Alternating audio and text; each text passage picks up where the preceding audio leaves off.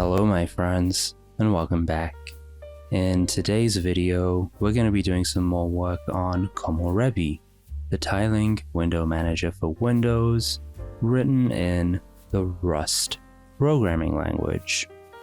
So in the last video, I left off with an idea of how to fix a bug. Now, if you didn't watch that last video, I think there's a pretty good chance you may be tuning in for the first time. I'm going to do a little reproduction. So Komorebi has a focus follows mouse mode. So we fixed one bug on this in the last video. And so now when the mouse moves over a window, that window gets focused. And yeah, I can type here, I can type here, and it does what it's supposed to do. In almost all of the cases, we found out that we had a bit of an edge case that we have to deal with here. And so this is the settings window, but basically this happens for any application window host window. It's very annoying. The people at Microsoft who are developing these applications just do not care about the established conventions for Windows GUI application development. So what is happening here is that there are two different API calls that Komorebi is making that are returning two different sets of information. Maybe actually I can just pull up the docs. So one is enum windows, and so actually you can see this on Stack Overflow here. Enum windows is the function that lets Komorebi list all of the windows on the screen. So enum windows is saying that what's the command? Visible windows. So Komorebi is saying that according to what we have learned from the enum windows function, this window here in the bottom right, the settings window, has a class of application frame window, and the exe is application frame host.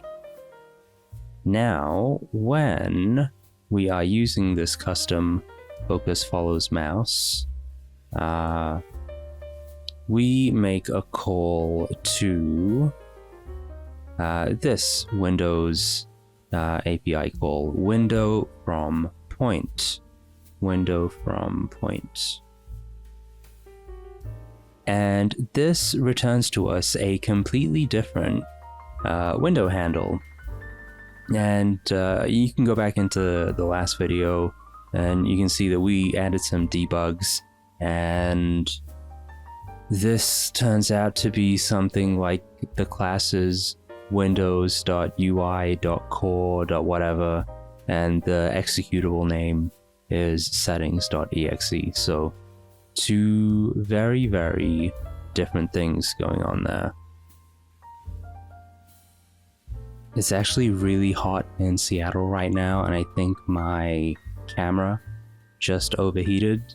So we may do the rest of this without the face cam if it fails again. But yeah, basically this is the issue. There are two different Windows API calls. They return different information.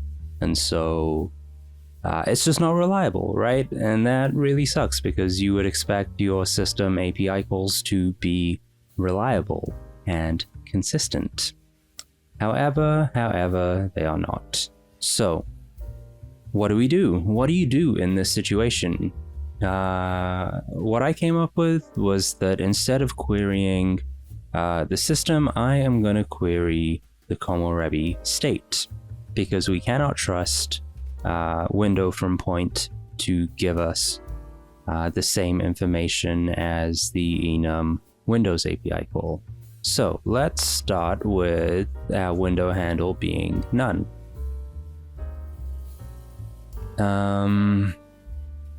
think this is a method on Window Manager. Yeah, so let's get monitors for monitor in self.monitors, and then we'll loop through the workspaces as well.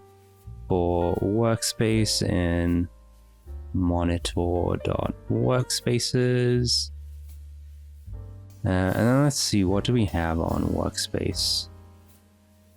Ooh, container index from current point. That looks like exactly what we need. When have I used that before?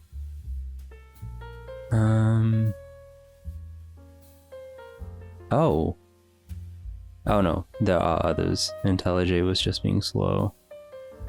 Oh, okay. We use that when we're swapping. Alright, so we're going to use it in a different way today. So wait, what does this return? This returns an option usize, so that's an index.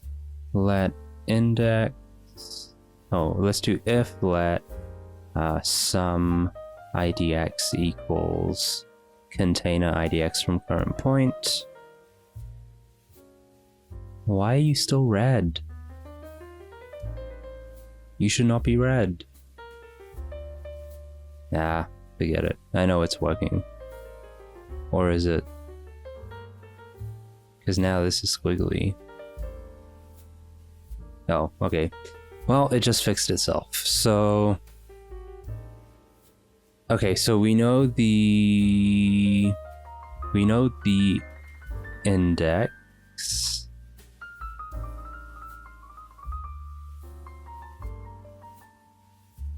Okay, so wait, let me think this through. So we're going to iterate through all of the monitors, and we're going to look at all of the workspaces.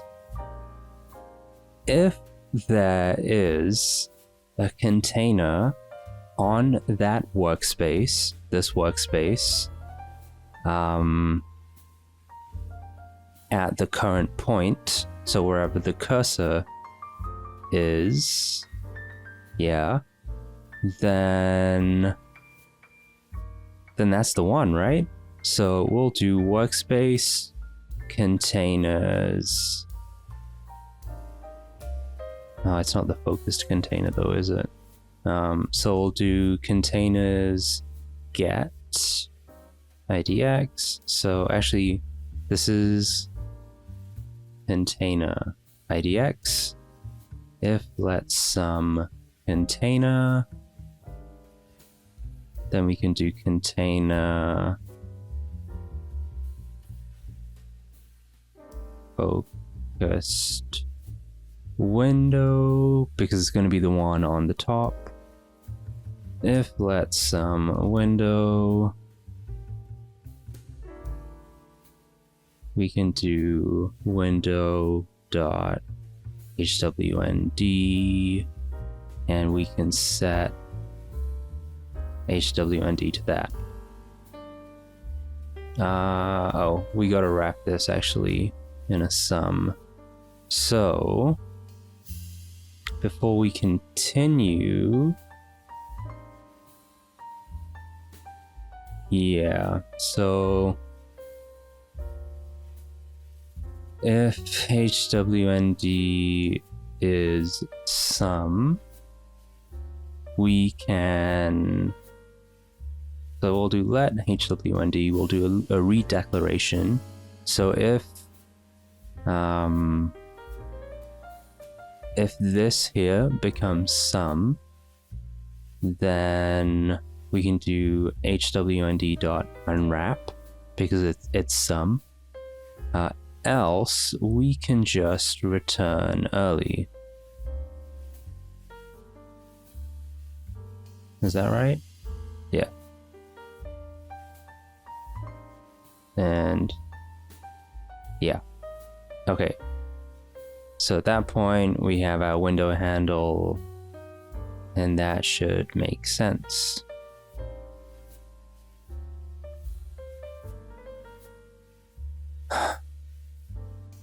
And at this point, it must be a known HWND, which means we don't actually need to do any of this anymore.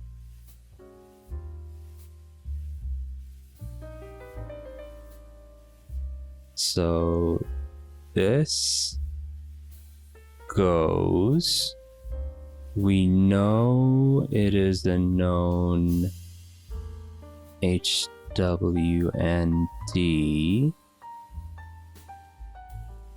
Oh, okay, actually, let's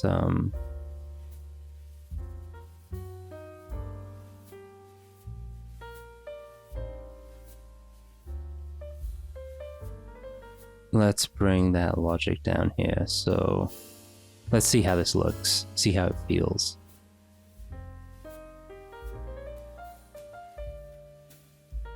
Yeah, okay, I think that feels good. So we moved that logic, this loop. So here we were just doing contains window, workspace contains window, and we had taken for granted this idea that the Windows API calls would be consistent. However, they are not. So we know that our state is consistent, so we query our state. If we find a window based on the current cursor position, then we emit a raise event.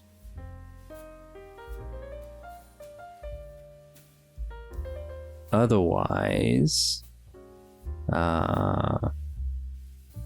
not raising. And so I think here might be where we can use that dodgy API call. Windows API, window at cursor pause.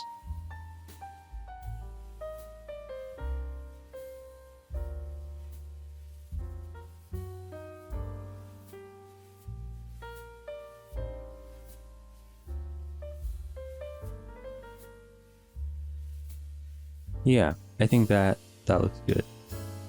We'll see what the compiler says. Compiler says no. Cannot compare isize with... alright. Yeah, because we need to do something here.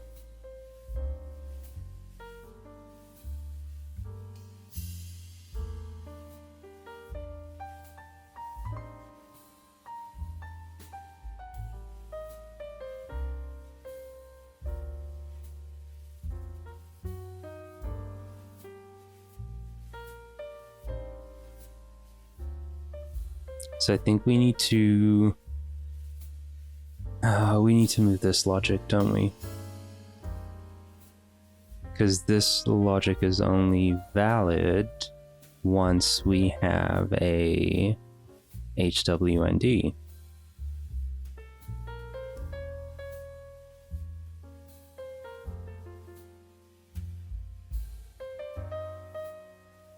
And here is why we'd do that. Return OK.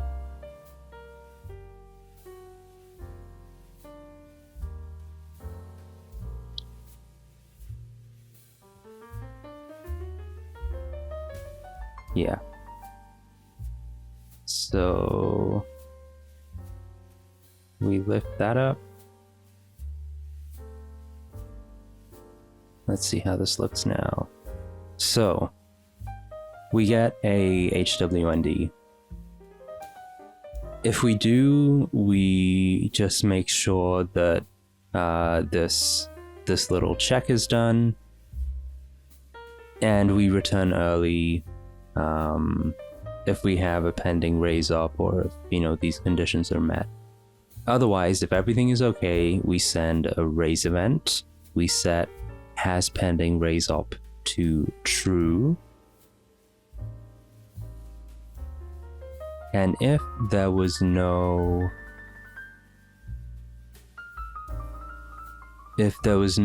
matching window from the cursor position in our state, we just raise a debug log. Well, we don't raise, but we make a debug log that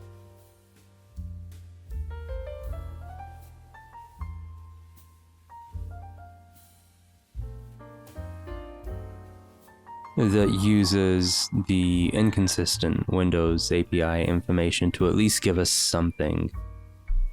Yeah, okay. I think we can probably lift this out here. And then we only have the one early return here. Okay, let's see how that goes.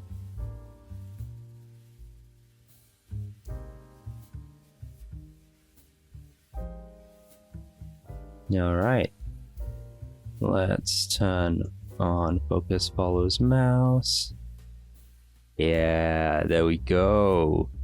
It is now reading this from the system state. It is not from the system state, sorry, from the window manager state. So Komorebi is looking at the cursor position. When it reaches this position here, it's querying the state, saying, hey, on any of the monitors, on any of the workspaces, is there a window container here? If there is, find me the focused window of that window container and give me the window handle, the HWND, so that I can use that to raise this window and to focus this window. Very, very nice. Oh, I like that. I like that a lot. Yeah. I think we'll keep it to just this for this video. The last few have been kind of long, and I don't know. Maybe it'd be good if I get some feedback in the comments. Do you like the long programming videos or the short programming videos? Or this is like, 15 to 20 minutes, a medium length programming video? I don't know. Let me know and I'll make more, hopefully, of that length. I cannot promise it because sometimes I get really stuck and it takes me a really long time, but I will do my best. Alright, why don't we wrap this on up before my camera overheats again. And as always, we are going to say thank you to the sponsors. I really need to fix this Firefox bug. It is driving me nuts, but that's for another video. For now, thank you to Azine, James, Pavel, EFL1P, private sponsor number 1, Maxwell, Hyro, DM1681, Red Lobster, Darian, Kwang, Surefire, Solomon, private sponsor number 2, Evan, Alex, Julian, and Hisayuki. My friends, you are all amazing. Thank you so much for your ongoing support. If you too would like to sponsor this project, head on over to the GitHub sponsor page. You can become a one-time sponsor, you can become a monthly sponsor, and honestly, even if it's just $1 a month, it makes a very big difference to me. If, however, you are not in a position to become a sponsor, the very, very next best thing that you can do is hit subscribe on the YouTube channel. I know you're on YouTube right now because you're watching this video, so go ahead and hit subscribe if you haven't already. I say this because as of, was it January this year? Yeah, as of January this year, this channel, GC Codes, is fully monetized. And that means I get a little bit of revenue from every second that somebody watches an ad that plays on these videos. I know probably most of us are clicking skip on the ads, but like those little seconds that you do watch before you can skip, they count and they result in a couple of cents a day coming to this project. As the channel gets bigger, as there are more eyes on the videos, that amount will go up. So it is just a really easy, simple, passive way for you to support this project if you enjoy it. Yeah, that is it for this time, my friends. I hope that whatever you all do today, you have a great day. Free Palestine, and I'll see you all back here next time.